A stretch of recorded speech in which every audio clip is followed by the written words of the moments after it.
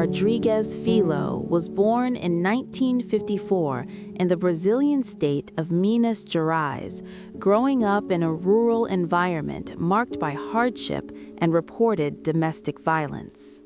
In 1969, at approximately 14 years old, Pedro was linked to his first killing, an act that would later define much of his public record.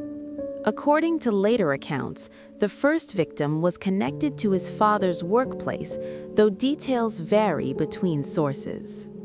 Throughout the early 1970s, additional killings were attributed to Pedro, drawing increasing attention from local authorities.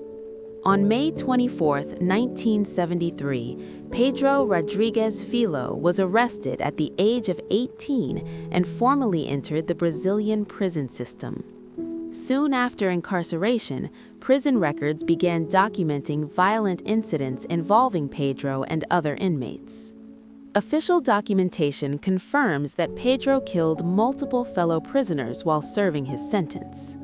Authorities confirmed dozens of killings, while Pedro himself later claimed a much higher number. During the 1980s, Brazilian media began referring to him as Pedrinho Matador, a nickname that appeared repeatedly in national headlines.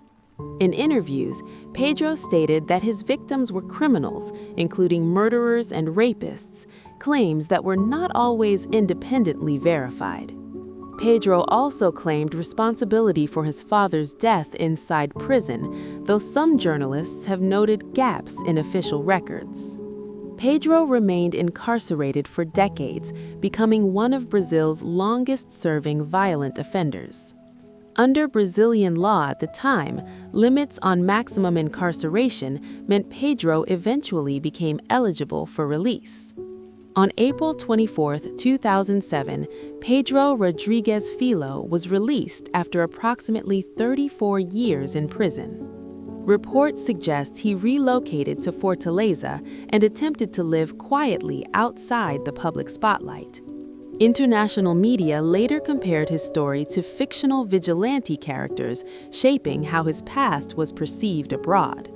In September 2011, Pedro was arrested again, accused of crimes related to incidents that allegedly occurred while he had been incarcerated. By the end of 2011, Pedro Rodrigues Filho was once again in custody, leaving behind a record of confirmed facts, disputed claims, and unanswered questions. Thank you for watching. Don't forget to like, comment, subscribe, and watch the next video.